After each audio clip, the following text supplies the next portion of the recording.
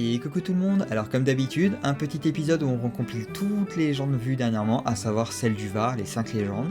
Je vous laisse profiter de cette vidéo dès maintenant.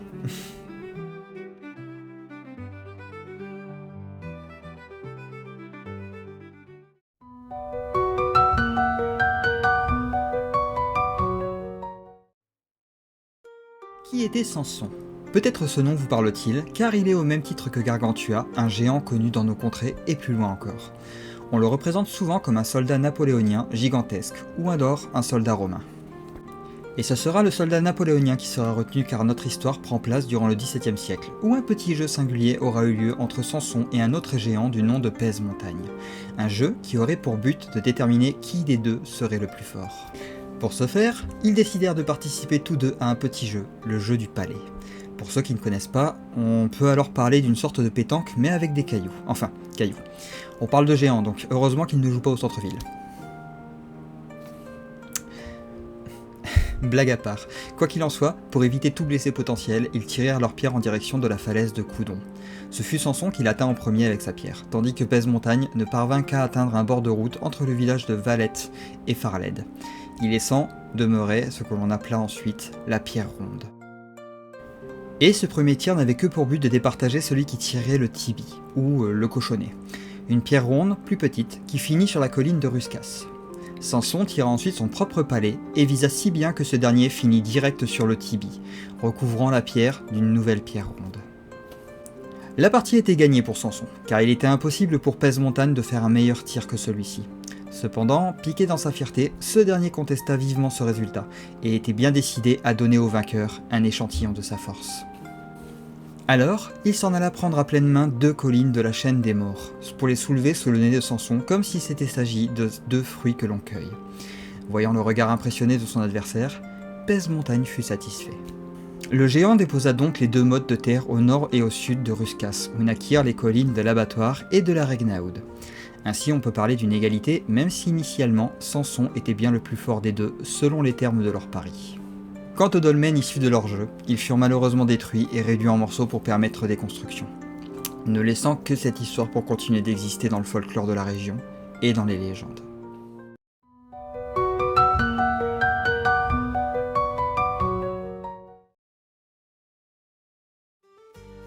Il fut un temps où la région était sous l'emprise d'un dangereux tyran, qui imposait au peuple d'exécuter des exactions qui leur valaient un aller simple en enfer au terme de leur vie, sans être pour autant libérés de leurs persécuteurs, car il s'agissait ni plus ni moins que le diable lui-même.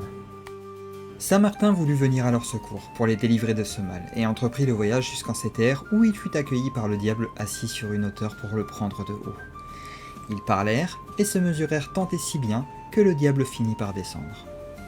Les 2 adversaires s'engagèrent alors dans une marche jusqu'à Olioul, une longue marche qui fatigua l'homme, mais point le diable, qui espérait justement un trébuchement dans la faiblesse de Saint-Martin, jusqu'à arriver à destination, où ce dernier admira le panorama. À ce moment, le diable proposa un petit jeu, bondir 3 fois par-dessus les gorges, une fois vers la Ripelle, puis vers les hauteurs d'Espérégui, pour arriver sur la hauteur de Cacoy, sans tomber au fond de la vallée. Un jeu fort simple pour lui, et ses jambes de bouc, car on parle là de saut sur une distance d'environ 1 km de long. Le saint homme accepta sans même savoir que le diable cherchait à se jouer de lui. Il bondit une première fois, puis une seconde, et enfin une troisième, où d'ailleurs il laissa la marque d'un de ses pieds, long de 60 cm et large de 20. Un bon 92 de pointure donc. Et ce fut au tour du diable de sauter pendant que l'homme observait du bord du précipice. Il exécuta volontairement des sauts aussi rapides que longs, allant jusqu'à 7 km de distance, dans le seul but de donner le vertige à l'homme et le faire tomber au fond du gouffre. Évidemment, il traversa largement le gouffre par de tels bonds. Il avait cependant laissé la confiance le gonfler un peu, tant et si bien qu'il ne vit pas Saint Martin appeler en aide au bon Dieu, afin que ce dernier intervienne face à la malveillance du diable. Et durant son dernier saut, le malin tournoya sur lui-même sans comprendre, et se cogna le front contre un des bords des gorges d'Olioul. S'ensuivit une chute du haut de celle-ci, où le diable souffra tout le long de la descente, jusqu'à toucher le sol. D'ailleurs, je suis sûr qu'en se concentrant un peu, on peut entendre le bruit qu'il a fait.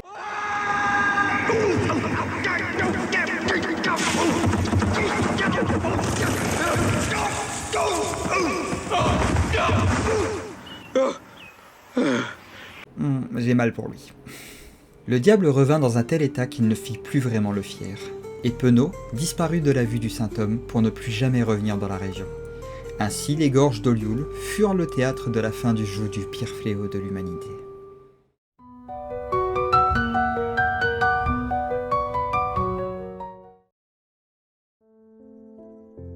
Ça faisait un petit moment que nous n'avions pas parlé d'une croix. Elles sont posées là, à certains endroits, et ont bien souvent toute une histoire pour elles. C'est le cas de la croix de fer d'hier, qui aura une histoire plutôt originale dans le genre, car il nous faudra nous tourner vers un autre continent. En Afrique, il y avait la fille d'un duc qui fut confiée à une nourrice chrétienne. Elle était si belle et si douce qu'elle inspira la passion des hommes et même des êtres supérieurs. Rapidement, un génie du vent tomba sous son charme et voulut lui plaire. Alors le génie prit bien des apparences pour tenter de la séduire, apportant des vents chargés d'odeurs aussi parfumées qu'apaisantes. La jeune femme se laissa rapidement charmer par ce doux génie qui semblait lui promettre une vie des plus appréciables. Cependant, on ne marie pas le naturel avec le surnaturel. Son père, bien qu'ignorant l'histoire, consentit à la marier au fils d'un duc voisin, et cela ne plut pas au génie venteux. L'accord fut scellé, et le duc accompagna sa fille pour une rencontre entre les deux promis. Sur le trajet, jamais le vent ne cessa de les harceler, se transformant doucement en tempête, réduisant peu à peu l'escorte du duc dont la caravane devait abandonner les corps en chemin. La chaleur fut telle qu'elle assécha les gourdes, et les animaux faiblissaient sans eau. Jusqu'au point d'orgue, où le génie déchaîna une tempête telle que toute la caravane en fut détruite. Le palanquin de la jeune femme se renversa, et cette dernière fut emportée dans le ciel, au cœur d'un tourbillon qui dura 3 jours et 3 nuits. Cependant, au cœur de la tourmente, la jeune femme se souvint de sa nourrice et du signe qu'elle lui avait montré. Un signe qui la libérait, le signe de croix. À l'instant où elle le fit, la tempête se dissipa, et elle fut déposée au centre d'une prairie, son corps complètement meurtri. Quant à son père, il échappa au calvaire par un miracle, et entreprit immédiatement les recherches, envoyant des émissaires partout dans le monde pour apprendre, au bout d'un temps, que sa fille se trouvait dans le sud de la France. Mais à son arrivée, il apprit qu'elle n'était plus de ce monde. L'homme décida de faire ériger une croix en argent, mais fut reconduit à faire une croix de fer pour épargner la région d'un possible pillage à cause du précieux minerai. L'argent qui était destiné à sa conception fut offert aux églises locales, et ainsi fut posée la croix de fer d'hier, dont j'ignore personnellement si elle est encore debout. Du coup, on peut dire que c'est aussi la croix de fer d'hier. Attendez 2 secondes là, je viens de capter un détail. Il voulait pas faire une croix en argent pour protéger la région des pillages, mais du coup, à la place, il a offert tout l'argent aux églises du coin. Y a pas un souci là ?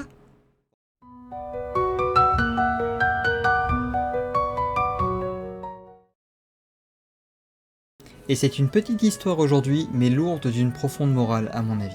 Car il ne faut jamais juger la valeur d'un objet qui peut varier d'un regard à l'autre. Un marchand fit les frais et voulut se jouer de dame Azalaïs, qui était alors dans une grande pauvreté. C'était une dame de Toulon qui portait ce nom, et elle revenait d'un long pèlerinage qui avait duré pas moins de 7 ans. S'étant rendue sur l'île de Lérin, elle obtint une palme au cours de sa 7e année et ne s'en sépara jamais. Sauf qu'à son grand dam, une grande famine s'abattit sur la région, et elle gagna Marseille avec pour toute possession qu'une robe et sa palme. Dans la misère la plus totale, elle fut même contrainte de vendre sa belle robe pour s'habiller de haillons. Dame Azalaïs n'avait plus que sa palme de palmier, et fut contrainte de se séparer d'une de ses feuilles dans l'optique de la vendre, demandant alors à un marchand 4 simples pièces d'or en échange. Mais le marchand sceptique proposa un autre marché.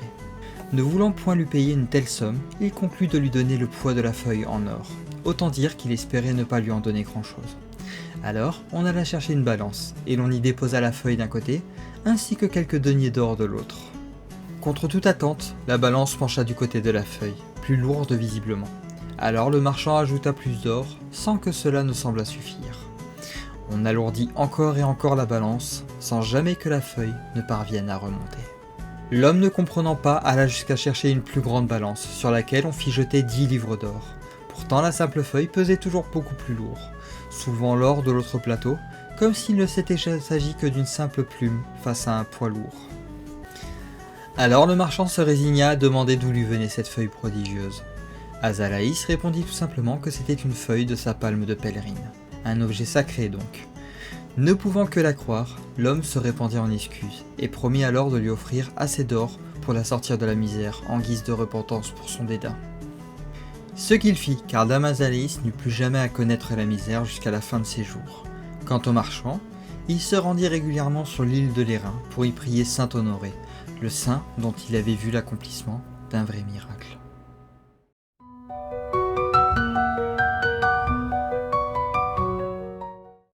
Dernière histoire dans le Var, et nous allons pouvoir découvrir que la jalousie peut prendre bien des formes ainsi que des apparences. Déodat en fit les frais, car il avait attisé malgré tout une flamme sombre dans le cœur d'une personne de son entourage. Mais avant de vous parler de Déodat, il me faut vous parler de son père, le seigneur Ancelin de la maison de Faux. Il s'agissait ni plus ni moins que le marquis d'Hyères. Hyères à la ville, je précise. Malheureusement, l'homme souffra de ne pas avoir eu d'enfant dans sa vie. Priant de toute son âme, effectuant pèlerinage sur pèlerinage jusqu'à la fameuse île de l'Airain, dont nous avons déjà parlé, l'homme finit par avoir son souhait accordé, mais pour un prix particulièrement grave. Car sa femme donna naissance à un fils, Déodat, mais ne put survivre à l'accouchement, laissant le père seul avec l'enfant. L'homme finit avec le temps par épouser une nouvelle femme qui lui donna d'autres enfants, et c'est là que la flamme sombre s'alluma, car Déodat, premier-né, était de facto l'héritier légitime de son père. Sa belle-mère ne pouvant l'accepter, Déodat ne trouva point de place dans son cœur froid. Le jeune homme était pourtant quelqu'un de bon, tant dans sa vie que dans ses actes, mais ne put jamais, malgré tous ses efforts, se faire apprécier par sa marâtre, qui finit par concocter un plan pour le mettre définitivement à l'écart.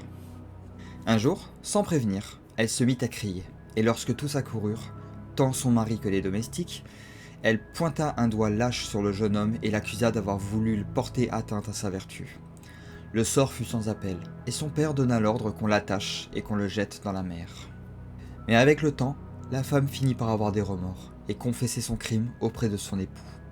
On fit des obsèques dignes d'un prince, malgré l'absence du corps, mais jamais la souffrance ne s'estompa. Jusqu'à ce qu'un moine se présente aux portes de leur domaine, annonçant qu'il conduirait Ancelin jusqu'à son fils. L'homme suivit le moine sans même se poser de questions, et ce dernier le conduisit dans une grotte qui s'enfonça jusqu'en dessous du sol marin. Il retrouva son fils avec une corde autour du cou attachée à une pierre. À l'instant où son père le délia, Déodat reprit vie. Tous furent soulagés de son retour, y compris sa belle-mère qui mit de côté ses différends après avoir reçu son pardon. Elle n'eut d'ailleurs jamais à craindre l'héritage de Déodat, car ce dernier consacra sa vie à saint Honorat, dont on avoua qu'il était revenu sous forme d'un moine pour le sauver des flots et le cacher dans une grotte.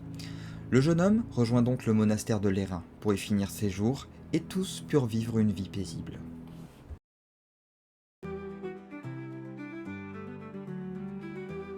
Et voilà qui met fin à cette série d'histoires dans le Var. J'espère qu'elles vous auront plu et que vous aurez passé un bon moment. Je vous dis à demain pour la suite de Chronicle of the Wolf, où nous retournons chasser la bête du Gévaudan. Portez-vous bien et à très vite.